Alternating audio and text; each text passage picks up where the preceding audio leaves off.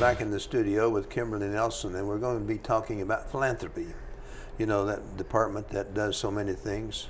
So welcome, Kimberly, and good morning. Merry Christmas. I see you got Happy your Christmas. holidays. There we go. Well, I just want to give a little shout out to Channel 6 and the team for that video we just saw with the Showgirls windows for 20th anniversary. So I know residents may think that 20th anniversary is sort of come and gone because we had the big party. Yeah. But really, all year is our 20th anniversary. It was. So I think we should just have more parties. You think we're talking about, this is in our 21st year now. Well, I guess. We just finished our 20th year. Is that how it works? Yeah. Oh. Like when you're 1 year old, you know, you're approaching I one. thought we just hit 20. I see. So I was going to say, let's just keep celebrating longer. Let's just forget about what I said and keep celebrating.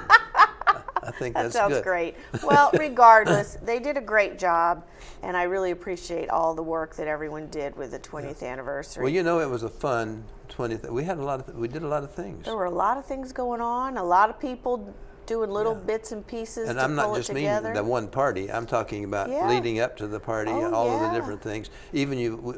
What about the calendar? We're supposed to have had a 20. Is that one of the things you're talking about celebrating? Yes, it is. What a great tie-in. You did that beautifully.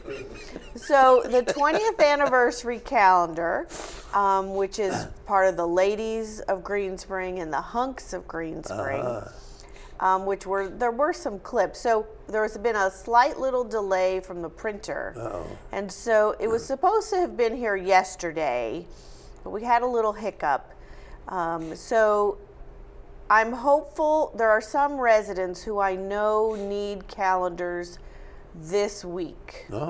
Because they're shipping them or they're going to see someone this coming weekend and it's part of a holiday gift. Okay.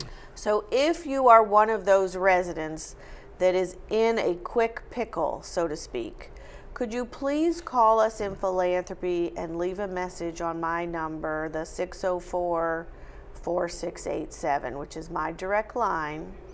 I am trying to get a small handful of calendars later today or first thing tomorrow morning. Sort of as he's printing it, I'm asking him to bring me a box. Does that make sense? Okay. Are they here in Springfield? They're here locally in Springfield. So, so I'm trying to get those to everyone who needs them very quickly. With the rest, we would have available next week for sure.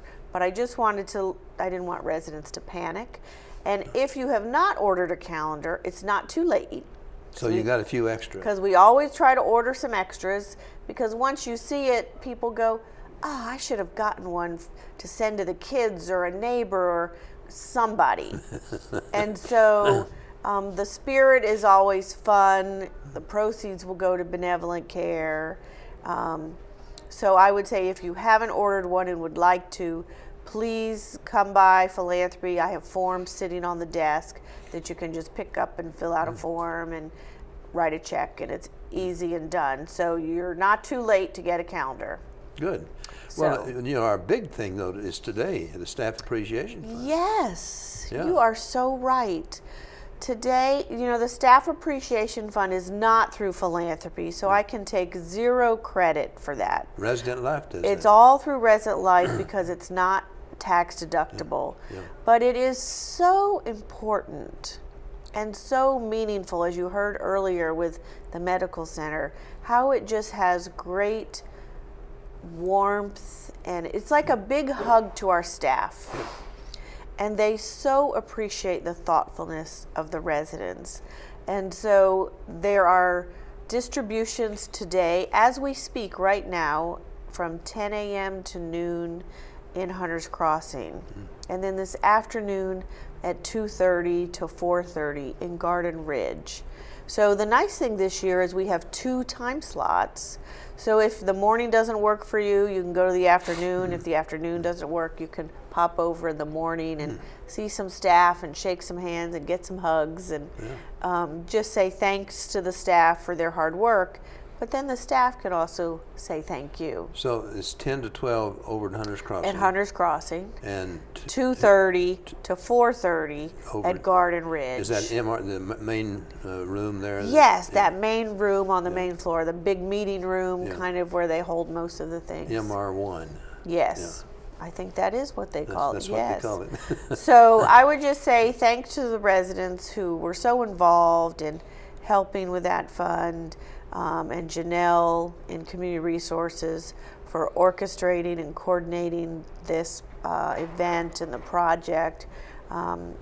She makes everything seamless with the Resident Life Committee, and Nancy Weimer is the chair, and so it just makes a big difference. I think there were about 100 residents involved in the Staff Appreciation Fund and all the projects. I would not be surprised. Janelle would know the details. I'm sure she will come on TV to update sort of the wrap up.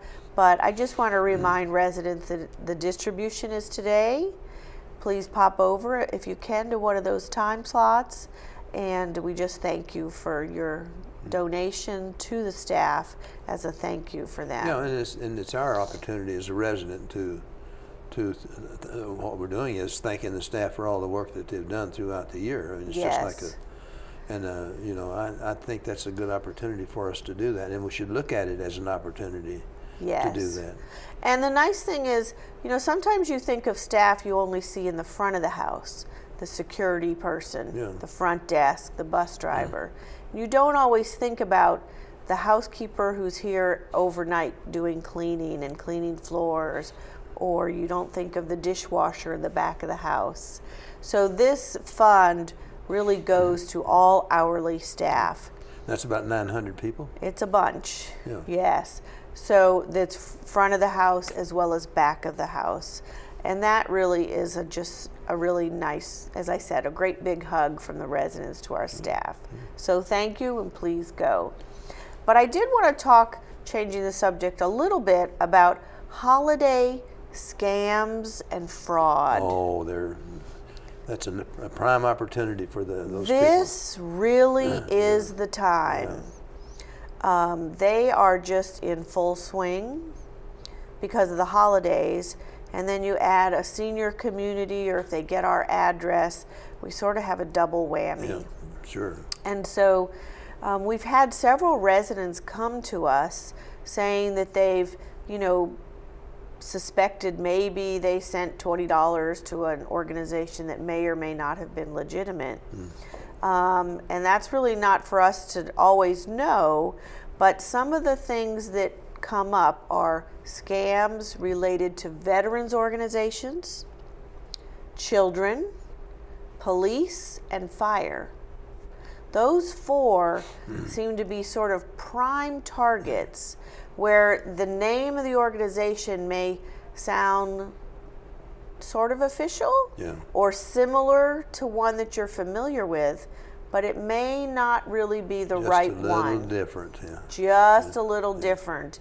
And so if there's an organization that you're going to give to and you get things in the mail or you get an email or you get a phone call, I would say never give over the phone. You never really know who's at the other end. Well, I don't answer the phone unless I know the number. I mean, we all have the same phone system. Yes. So we should be able to determine if the numbers that's calling us looks familiar, is somebody that we know. Yes. And if they don't look familiar, they can leave a message. Yes. And if they leave a message, you know who's calling. And if they don't leave a message, they probably weren't somebody you want to talk to anyway. That is very true. Very true. But because it's just that prime time, we really want to make sure that residents are sort of on their toes. So it's veterans organizations, usually children's, either feeding children or health children, police and fire. So please keep that in mind. And then I know we're running short on time, so I just want to do another quick update. Everyone is stopping by the office and seeing this empty desk where Molly used to sit in Philanthropy. And while we have chocolate there, we do not have a warm, beautiful face to say hello unless I have my lovely committee residents there helping out for some time. And so many residents have said, when are we getting a new Molly? So the answer is soon. That's the Green Spring answer. However, Soon. I would like to let folks know that we have done round 1 of interviews. Oh, good. We have both internal and external candidates, and they all really have something unique to bring. So I feel confident that out of this pool, it'll get narrowed down. We're hoping to do second interviews with a panel of folks beyond myself next week, so that hopefully we can make a decision before or right after the holidays and get someone on board in January. Good. So it is moving along, a little slow with the holiday shuffle. The position is being filled, and we will have a new friendly face there for 2019. So I just want to let residents know that and just say be patient with me getting back to you on phone calls or questions you might have during this time, which I really appreciate. Well, thank you very much, Kimberly, for coming on and Of updating course. us on philanthropy. And we'll see you over hopefully at one of the staff appreciation events today. I would hope so. All right. Thank you very much. Thank you.